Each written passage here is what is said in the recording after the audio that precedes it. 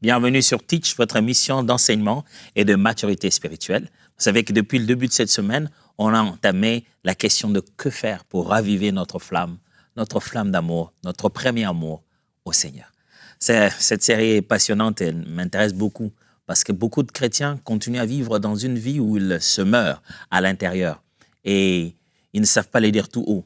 Ils essayent de couvrir ce qui n'est plus ce qui devait être. Pourtant, il est possible de reprendre cet amour intact et même mieux, de découvrir d'autres niveaux de cet amour, ce premier amour qu'on avait avec Dieu.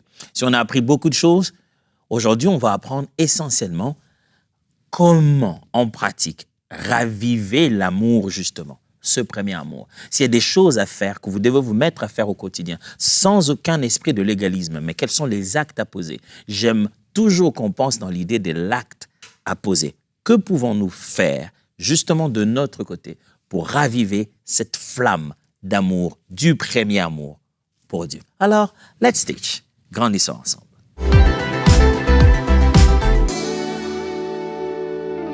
J'ai toujours été fasciné par ce texte de la Bible qui parle de la première prédication des apôtres après la résurrection de Jésus et après l'effusion du Saint-Esprit. Pierre vient, il prêche, une belle prédication. À la fin, la réaction de la foule, la réaction des gens qui l'écoutaient, ils disent « Hommes, frères, qu'allons-nous faire ?» Et j'ai toujours considéré que quand je dois me tenir pour partager la parole de Dieu, cette question existe déjà dans l'assemblée ou dans l'auditoire qui m'écoute. J'ai toujours pensé, dans ce que j'explique, je mets toujours dans ma tête la question de « Hommes, frères, qu'allons-nous faire ?» On a tellement besoin de connaître quelles sont nos responsabilités. Si notre responsabilité, c'est d'attendre, eh bien, je sais que je dois attendre. Si ma responsabilité, c'est de ne rien faire, garder silence et combattre, je sais au moins que ma responsabilité, c'est de me taire. Si on a parlé depuis le début de cette semaine au sujet de ce premier amour, on a vu qu'est-ce que c'était, comment ça se perd, comment on reconnaît qu'on commence à en perdre. Ben, on fait quoi? On fait quoi alors pour ce premier amour? Comment on peut garder cette flamme? Comment on peut raviver cette flamme? Souvent, je vous donne les exemples de vie de couple, de vie de famille, n'est-ce pas? Lorsque vous avez devant vous, il m'est arrivé d'en avoir, de pouvoir aider des couples qui sont en conflit. Puis, il y en a l'un qui se plaint, dit, ben, les choses ne sont plus comme avant, je ne l'intéresse plus, il est là. L'autre se plaint en disant, non, c'est pas ça, c'est juste le boulot qui est... Très souvent, dans une relation d'aide comme ça, pour accompagner un couple, non seulement qu'on essaie de les aider à se comprendre et à avoir un meilleur dialogue, apprendre à se parler directement et réduire d'intermédiaires, on les aide au cours d'une session à comprendre le langage de l'un de l'autre. On leur donne des devoirs qui leur permettent, en rentrant chez eux, d'améliorer leur communication. Mais aussi, on les pousse on leur donne comme ça là des idées ou bien on leur demande de prendre l'initiative de sortir de leur quotidien et de vivre un temps différent pour bien remettre cette relation, réchauffer davantage cette relation. Offrez-vous un dîner, offrez-vous des vacances. On les pousse à passer plus de temps ensemble, seul à seul, à faire des choses qui vont raviver cette flamme. Il m'est arrivé de fois dans ces processus d'avoir l'homme ou la femme ou l'un de deux qui vient voir moi ou ma femme en dehors du cadre de couple pour se dire, bien compris ma faute, mais j'ai besoin d'idées. Qu'est-ce que je peux faire? Comment je peux faire? Il m'est arrivé de dire à ma écoute, qu'est-ce qu'elle aime le plus? Et il m'est arrivé de concocter des bons cadeaux, de participer, d'être complice du bonheur que certains hommes se disent, je vais tellement arranger, je vais tellement que ça reprenne comme avant. Qu'est-ce que je dois faire? Si je prends cet exemple, c'est pour vous montrer que ce premier amour avec Dieu, lorsqu'on veut que ça revienne, il faut qu'on soit intentionnel. Et qu'on soit surtout humble de se dire, il y a des choses à faire. Et pour cet amour, je suis prêt à faire ce qu'il y a à faire pour que cet amour reprenne comme il était avant. Je n'ai pas cessé de le dire. Dieu vous aime. Le Seigneur vous aime et cet amour est intact. Ce qu'on apprend ici à faire, c'est apprendre à améliorer davantage notre façon de répondre à son amour pour qu'il reste comme ce que lui, il appelle le premier amour. Là où, quand c'était au maximum, quand c'était bon, en état, en qualité, il veut que, quelle que soit la quantité, ça en garde la bonne qualité. Alors, que peut-on faire? Dès le début, voici ce que je vous suggère. Mon frère, s'il te plaît, ma sœur, s'il te plaît, première chose, répands-toi. Répands-toi et reviens à Dieu. Si une chose n'est plus comme elle devait être, c'est qu'il y a une erreur, c'est qu'il y a un péché, c'est qu'il y a un manquement. Et la meilleure façon de remettre les choses sur les rails, c'est commencer par s'y repentir. Même si je revenais à mon exemple de départ, on aime toujours aider le couple à établir les responsabilités, être capable de dire « pardonne-moi, c'était mon erreur, pardonne-moi, je n'aurais pas dû, je n'ai pas porté les intentions, mais pourtant les conséquences sont là, pardonne-moi ». Mon frère, si tu veux amener ta relation, ma sœur, avec Dieu à un certain niveau, leur restaurer cette relation que tu veux avec Dieu, le point de départ à la porte, c'est répands-toi et reviens à Dieu. Prends conscience que ça, c'était un mal. Prends conscience que ce que j'avais fait, j'avais mal fait. Dieu est un Père tellement compatissant qui ne laisse même pas finir notre discours. Vous vous souvenez de l'histoire de l'enfant prodigue, n'est-ce pas, comme on appelle ça? Le Père ne lui a même pas laissé finir son discours. Pourtant, il avait un bon discours. Il a dit, je vais dire à mon Père, écoute, je vais devenir comme l'un de tes serviteurs. Mais le Père ne lui a même pas laissé arriver jusque-là. Dès qu'il le voit, il dit, oh! Dès qu'il dit, pardonne-moi mon Père, j'ai péché contre toi, j'ai péché contre Dieu, tout de suite le Père dit, tu es le veau gras, mon fils qui voici était mort et il est revenu à la vie. Il n'a même pas attendu qu'il se justifie. Quand il a exprimé sa repentance, ça suffit au Père pour pouvoir actionner une fête.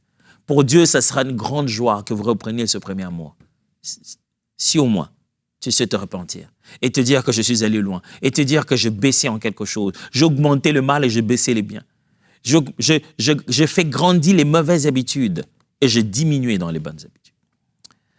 Dans Apocalypse chapitre 2, verset 5, la Bible dit « Souviens-toi donc d'où tu es tombé, répands-toi et pratique tes premières œuvres. Souviens-toi donc où tu es tombé. Avant de reprendre à pratiquer les premières œuvres, répands-toi. Mon frère, ma sœur, répands-toi. Ça demande quoi? Ça demande juste la sincérité de son cœur en étant conscient que tu parles à quelqu'un qui sait tout. Dans le ministère, l'exercice du ministère des relations d'aide de pasteur, j'ai remarqué une chose qui n'est pas intentionnelle. Les gens ne le font pas parce qu'ils nécessairement ils y pensent, mais ils ne se rendent pas compte que quand ils vont à l'hôpital, ils sont prêts à tout dire aux médecins. Parce qu'ils savent que le médecin est sur le point de leur diagnostiquer et s'il leur donne un médicament et qu'il cache quelque chose, ce médicament peut causer plus de mal que de bien. Ils disent la vérité. Quand ils viennent à l'église, des fois, je ne dis pas toujours, je dis quelquefois, je vais être sincère, souvent, on nous met, nous autres pasteurs, en position de si tu es un serviteur de Dieu, c'est à toi de savoir à quel point je suis pécheur ou non. Les gens veulent que tu les aides, mais en donnant qu'une partie d'informations. Ils ne veulent pas tout dire, ils ne veulent pas se dévoiler à fond. Et moi, je lis la Bible, je me suis dit, c'est pas d'hier. Hein. N'est-ce pas que Jésus-Christ, la femme entre dans la maison, elle commence à répandre le parfum à ses pieds, elle l'avait avec ses cheveux. La Bible dit, les gens qui étaient là se sont dit en eux-mêmes, si cet homme était réellement un homme de Dieu, il aurait su de quel genre de mauvaise vie cette personne est. C'est comme ça le monde. Le monde se dit, si nous sommes des hommes de Dieu, nous devons connaître les péchés cachés des gens. C'est quel exercice ça? Pourquoi veux-tu dire à ton médecin que si ton ventre est gonflé, c'est parce que tu t'es amusé à mélanger ton dentifrice, je ne sais pas moi, avec quelle potion que tu avais vue sur TikTok, et puis boum. Mais à moi, tu dis, pasteur, prie pour moi. Depuis un moment, je sens que mon ventre a gonflé, je sens des combats, j'ai des ballonnements vraiment que les seigneurs... pourquoi lui tu dis la vérité à moi? Mais les êtres humains sont comme ça. Même quand ils viennent à l'église pour tenter de se repentir, ils veulent malgré ça qu'on garde une bonne image d'eux. Même quand ils sont là pour se corriger, ils veulent quand même que l'image de ce qu'ils ne sont pas à ce moment-là soit gardée. Ils savent qu'ils ne sont pas ce qu'on pense d'eux, mais ils veulent quand même que cette image soit gardée, même quand ils tentent de se repentir.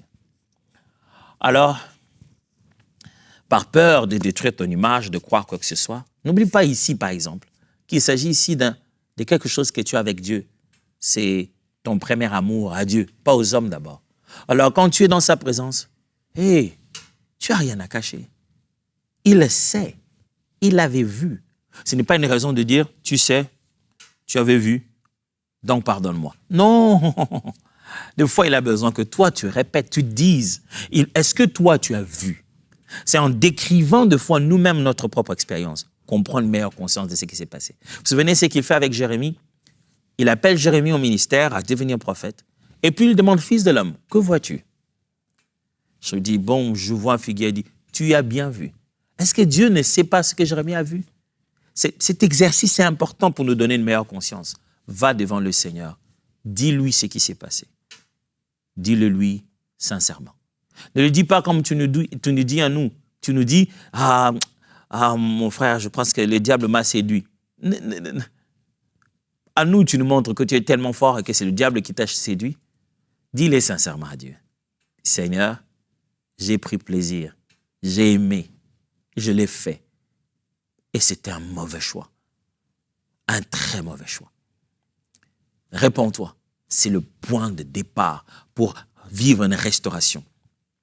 Dans 1 Jean chapitre 1, verset 9, la Bible dit, « Si nous confessons nos péchés, il est fidèle et juste pour nous pardonner et nous purifier de toute iniquité. » Dieu est fidèle et il est juste si nous nous confessons, non seulement de nous pardonner, mais aussi de nous purifier. Ça signifie que si aujourd'hui on vient à ses pieds, on dit, « Seigneur, pardonne-moi. Regarde la vie que j'ai menée, notre premier amour. Oh mon Dieu, restaure-moi. » Je vous assure, Dieu est réellement un Dieu de restauration. Il peut réellement rebâtir à zéro. Il peut réellement prendre un vase qui s'est brisé et le rebâtir. Et personne n'en verra les traces. Dieu est si bon qu'il peut vous restaurer. Ne vous repentez pas seulement. Deuxième chose que vous pouvez faire pour raviver votre flamme de premier amour à Dieu, c'est redécouvre mon frère, la parole de Dieu. Redécouvre la parole de Dieu. Pas le livre que tu lis pour ta religion, juste pour calmer ta conscience et dire « je lis matin, je lis soir ». Non, redécouvre la conversation avec Dieu dans les Écritures. Vous savez, au début de ta foi, tu lisais la Bible parce que c'était Dieu qui t'est parlé. Maintenant, tu lis la Bible par théologie. Tu lis la Bible parce que tu veux juste la comprendre. Tu ne considères plus que tu es en conversation. La Bible, de ce fait, perd son autorité. Ce n'est plus un document autoritaire. Tu l'écoutes, tu te dis, je vais choisir ce qu'elle a dit ou pas. Mais au début de ta foi, tu sais que la Bible était la voix directe de Dieu. Dieu parlait dans les Écritures. Et il faut que tu redécouvres ça. Reviens là-dedans. Redécouvre la parole de Dieu. Pas juste un document religieux avec lequel tu intimides les gens. Pas les quelques versets que tu as retenus par cœur, que tu peux débiter, quel que soit l'état de ton amour avec Dieu dans l'instant. Des versets dans la tête, le diable en a aussi. Il en a sorti à Jésus le jour de la tentation. Mais redécouvrir la parole.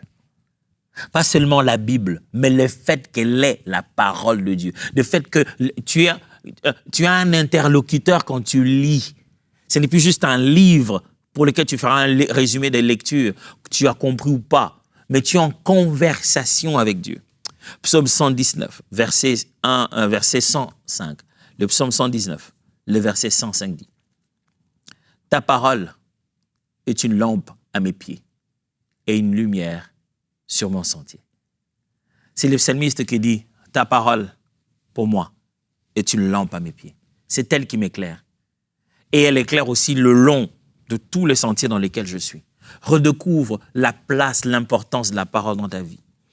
Colossiens chapitre 3, verset 16, la Bible dit, « Que la parole de Christ habite parmi vous abondamment. Instruisez-vous et exhortez-vous les uns les autres en toute sagesse. » Par des hymnes, par des psaumes, la Bible en parle, par des cantiques spirituels. Mais la parole doit habiter abondamment en nous. Ça signifie que redécouvre la parole de Dieu prêchée, redécouvre la parole de Dieu lue, redécouvre la parole de Dieu entendue, redécouvre la parole de Dieu chantée, reprends plaisir au réma de Dieu. Oh, un jour, plaise à Dieu on en arrive là. On est en train de poser beaucoup de bases depuis qu'on a commencé Teach. J'espère qu'à partir de l'année prochaine, on va passer au niveau supérieur de chacune de ces choses. J'aime le fait que dans la vie d'écolier, j'ai quitté une classe à une autre. Il y a certaines matières qui ne changeaient pas de nom, mais leur contenu changeait. Ça changeait énormément. Et c'est un peu ça l'esprit de la Bible aussi. Pour le même contenu, il y a un lait, et puis au bout d'un moment, on arrivera à la nourriture solide. Vous apprendrez qu'est-ce qui fait prier quelqu'un longtemps. J'aurai le temps de vous expliquer ça. Qu'est-ce qui fait durer dans la prière? Qu'est-ce qui fait que quelqu'un, quand il se met à prier, il débite davantage des paroles, il prend plaisir? Ça vient d'où ça? Frère, redécouvrez la place, comment le réma vibre en toi. Reprends plaisir d'entendre les Écritures dire ça là c'est fort, que ça puisse résonner dans ton homme intérieur. Au point qu'une seule parole, rien qu'en y pensant, tu penses à ce qui est écrit. Oh, ton âme, ton cœur, tout en toi vibre, répond à la vérité des Écritures. Redécouvre la parole de Dieu, qu'elle habite abondamment. Pas juste Matthieu chapitre 4, verset. Non. Mais que dit ça? Pas dans ma mémoire, dans mon cœur. Les mots commencent à avoir un poids. Quand tu le prononces, tu sais que ces mots signifient quelque chose en moi. Vous savez, quand vous avez des paroles dans la Bible, des versets bibliques qui vous parlent, des fois, vous n'avez pas besoin de faire plus de commentaires. Vous faites que boucler ça, répéter ça. Chaque fois que vous dites la même phrase, ça signifie plus la même chose. Ça monte en intensité. Redécouvre la parole. Prends le plaisir de le lire avec des frères et des sœurs. De passer encore un temps d'exhortation. Un moment d'échange, d'étude biblique. Quelle est la dernière fois que tu es allé dans une étude biblique? Ravive ta flamme. Redécouvre la parole. Redécouvre encore le plaisir d'aller lire un livre. De se dire, bon, je vais acheter un livre sur la Bible, un livre sur la détermination dans la foi. Quelle est la dernière fois que tu as consommé la parole de Dieu? Non, pas seulement les réseaux sociaux, pas seulement les affirmations du jour que quelqu'un a présentées. Non, ta propre découverte, ta propre quête. Tu lis un livre comme si tu as perdu quelque chose à l'intérieur. Tu cherches, tu soulignes le plaisir que ces choses-là n'entrent pas dans ta tête, mais te font vibrer dans l'homme intérieur. Quelle est la dernière fois que tu as mis un audio dans ta voiture pendant que tu conduis? Pas seulement la meilleure prédication du moment, mais la Bible elle-même, tu la relis. Moi, j'ai eu un plaisir de relire la Bible dans ma langue, dans l'une de nos langues locales. C'était intéressant d'entendre Dieu parler ta propre langue. C'était vraiment intéressant. Redécouvre la parole de Dieu. Redonne-toi des défis. Redonne-toi des défis de dire, avant la fin de ce mois, il faut que je finisse tel livre. Refais-toi ces défis-là. Redécouvre la parole de Dieu. Même les livres que tu as déjà lus. Dans ma vie, je ne sais pas, il y a des livres que j'ai lus combien de fois. Je dis, bon, c'est dans un temps, je commence une étude biblique, je prends un livre que j'ai déjà lu autant de fois. Je reprends. Et chaque fois, la parole de Dieu, elle est inépuisable. Il y a toujours des vérités que je m'en vais découvrir. Toujours. Reprends plaisir à la parole. La troisième des choses que tu peux faire pour raviver ta flamme de premier amour à Dieu, c'est que renoue avec la prière fervente. Reprends les liens de la prière. Réconcilie-toi avec la prière. Des fois, ce n'est même pas avec Dieu. Hein. Des fois, c'est juste avec cette chose-là, ce processus-là appelé temps de prière. 1 Thessaloniciens, l'un des versets les plus courts de la Bible, je dis l'un, le plus court, on le connaît. Jésus plaira dans la version Louis II. Mais l'un des versets courts quand même, la Bible dit, priez sans cesse. Sans cesse. Mon ami, mon frère, ma sœur, pour raviver ta flamme avec Dieu, il faut que tu renoues avec la prière fervente. Pas la prière religieuse. Pas moi je prie chaque matin, chaque soir. Allez, entre nous. Le matin, tu as prié pourquoi? Non, je dis merci à Dieu pour la journée, puis je recommande ma journée entre ses mains. OK. Et le soir, c'était quoi? Le soir, je lui dis merci pour la journée, ça a été, je recommande ma nuit entre ses mains. Ça ressemble basiquement à... Tu sais, quelqu'un qui croit à n'importe quel genre de divinité ferait ça. Quelqu'un croit à son juju ou à quoi. Le matin, il recommande sa journée, il demande la chance pour réussir. Et le soir, il dit merci pour le fait que l'esprit l'a couvert. Une relation avec Dieu, je ne dis pas que ce que nous avons fait là est mauvais, de rendre grâce à Dieu le matin et le soir. Oh non, pas du tout. Je suis juste en train de dire que c'est une relation, pas une religion. Je ne me dis pas que le matin, qu'est-ce que je fais? Le matin, je dis bonjour à ma femme et je lui dis, je recommande ma journée, je lui parle de ce que je vais faire. Le soir, que tu fais? Le soir, je lui dis bonne nuit, je t'aime et je lui dis qu'est-ce que je vais faire demain. Non, c'est une relation. Il y a des conversations, il y a des moments forts de la journée. Il y a des temps où on s'exprime notre amour, on s'appelle. C'est une relation, la prière. Et renoue avec le fait que prière peut se faire partout. Dieu ne t'attend pas jusqu'à ce que tu arrives dans ta chambre, au coin, là où tu aimes le plus, là où tu priais à l'époque. Non, c'est pas ça. Tu peux renouer la prière dans la voiture. Maintenant que tu n'as plus le temps à prier comme ça dans la chambre et que tu fais 1 heure de conduite entre d'où tu viens jusqu'à là où tu vas, tu peux prier là-dedans. Prier dans la voiture, c'est une chose. Hein. Ça te demande une telle conscience de la présence de Dieu. Parce que, en fait, tu ne fermeras pas les yeux. Si pour toi, Dieu est présent quand tu as les yeux fermés, ça te fait une belle nouvelle discipline pour comprendre la présence de Dieu et comprendre différemment la prière. Parce que si tu fermes les yeux pendant que tu conduis, il y a de fortes chances qu'on se voie directement au ciel, quoi. Tu n'auras pas remarqué même ton accident que directement, quand tu ouvres les yeux, tu es déjà au milieu des anges. C'est juste pour dire que tu seras obligé de regarder, de veiller, mais en même temps de prier. Tu comprends combien la prière est une activité spirituelle. Ça t'entraîne à apprendre maintenant désormais à prier avec la nouvelle vie que tu as. Tu sauras alors en balayant garder la prière parce qu'il y a la musique qui joue pendant que tu travailles. Tu sauras alors même en dessinant en temps au travail avec tes écouteurs, tu peux prier. Renoue avec la prière. Jérémie 29, verset 3. Jérémie chapitre 29, verset 3. Vous me chercherez et vous me trouverez si vous me cherchez de tout votre cœur.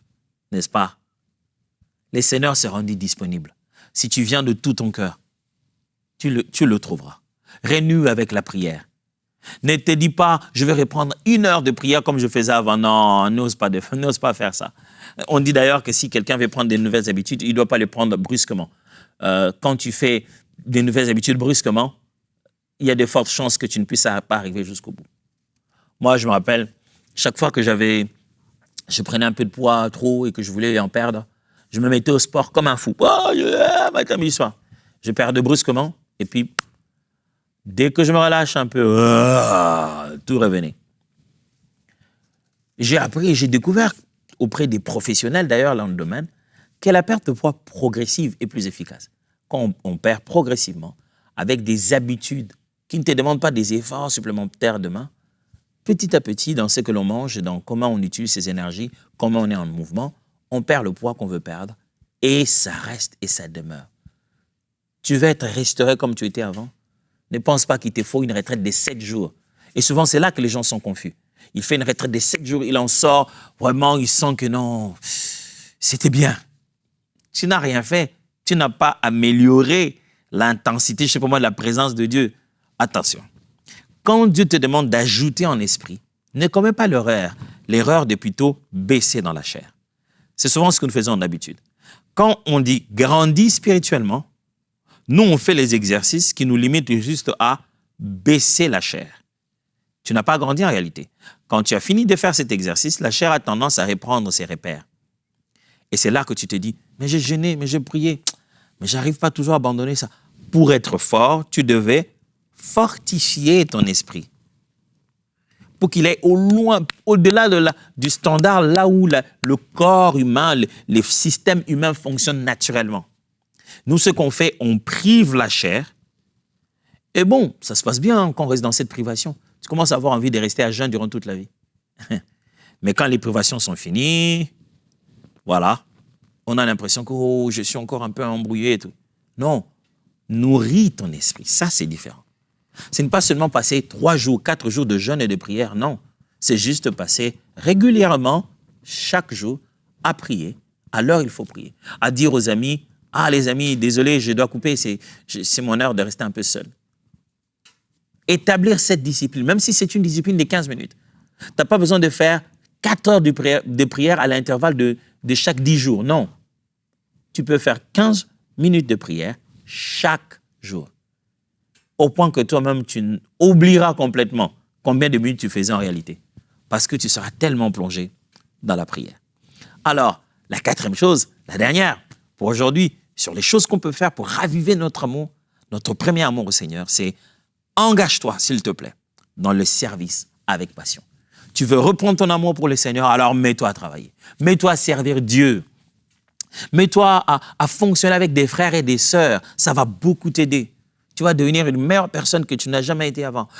Engage-toi dans le service avec passion. Galates 5, 13 dit, « Frères, vous avez été appelés à la liberté. Seulement, ne faites pas de cette liberté un prétexte de vivre selon la chair, mais rendez-vous par la charité des serviteurs les uns les autres. » Il dit, par l'amour qui est dans votre cœur pour Dieu et selon Dieu, rendez-vous serviteurs des uns des autres. L'expression de notre amour de Dieu ou de la qualité d'amour divine en nous, c'est aussi le service rendu près des autres. Si tu veux réentraîner ton amour, sers les autres. Sers. Sers. Mets-toi à chanter, mets-toi à servir, mets-toi. Chez nous à l'église, j'avais lancé une habitude, rien que pour rappeler tous les serviteurs de l'église, que chaque service est service. Il n'y a pas de meilleur service. Et j'ai demandé à tous les serviteurs, tous les responsables de l'église et sous la conduite du responsable chargé de l'accueil de l'église, à ce qu'on ait au moins 1 ou 2 dimanches dans l'année où tous les serviteurs devaient se mettre à tous les serviteurs qu'on voit à la chaire, les pasteurs, devraient aller dans d'autres formes de service. Et je vous dis, il n'y a pas un meilleur moment que j'ai pris plaisir à me rendre à l'accueil. Une fois, j'étais protocole à l'accueil, ça faisait bizarre aux gens quand ils arrivaient à l'église. Il y a un protocole bizarre à l'entrée là. On dirait que je le connais, celui-là. Et la bonne nouvelle, c'est que ces jours où je faisais ça souvent, je prêchais aussi. Et l'un de mes plus beaux jours, c'est le jour où j'étais aux toilettes, en train de laver et tout ça là, de mettre la propreté. Ça faisait bizarre quand les gens y arrivaient. Oh! Et quand j'ai fini de balayer, j'aimais bien leur dire cette phrase, bienvenue dans mon bureau. Et quand j'ai fini de balayer, c'était l'heure de prêcher, je suis allé derrière, donc j'ai changé de tenue, je suis allé, j'ai fini de prêcher. Le message était simplement de pouvoir mettre dans l'esprit de chacun que tout service est un service honorable pour Dieu. Et ça te fait garder ta passion pour le Seigneur. Sers Dieu. Ça va te faire raviver. 1 Pierre chapitre 4, verset 10, la Bible dit, « Chacun de vous a reçu de Dieu un don particulier, qu'il l'utilise pour le bien des autres et le mette à leur service, comme il convient à des bons gérants de la grâce infiniment variée de Dieu. » Tu veux raviver ta flamme pour le Seigneur, va servir. Tu vas te rendre compte qu'il y a des amoureux de Dieu qui vont te challenger. Vous savez, vous pouvez rester avec des gens, prier avec des gens, dire « Ouh, c'est ce monsieur, cette dame, sa façon de prier, de servir Dieu. » Non, non, non, non, non. On dirait que nous nous blaguons. Ça te fait du bien, ça te ravive. Et Paul dit, dire Amen à la prière. Il dit, si vous priez et que vous priez en langue, les autres n'entendent pas ce que vous dites, comment diront-ils Amen à votre prière? Il existe une façon collective de participer à la foi exprimée par l'autre. Et quand tu vas servir Dieu à côté des amoureux de Dieu, ça enflamme encore ton amour aussi pour lui. Je vais prier avec vous. Adonai, merci d'enflammer aujourd'hui notre amour pour toi. Esprit de Dieu, Saint-Esprit, merci d'enflammer à nouveau notre amour pour Dieu. Alléluia. De nous faire redécouvrir la parole de Dieu. De nous ramener à renouer avec la prière. Merci de conduire nos cœurs dans une repentance sincère, afin que nous revenions à notre premier amour. Il n'y a pas quelqu'un qui soit allé si loin que la grâce ne puisse pas le ramener. S'il sait s'accrocher à la grâce ramène à la maison tous ceux qui sont perdus. Et aujourd'hui, nous nous accrochons à ta grâce en disant, oui, ramène-nous à ce premier amour, au nom de Jésus. Amen. Dieu vous bénisse et à demain.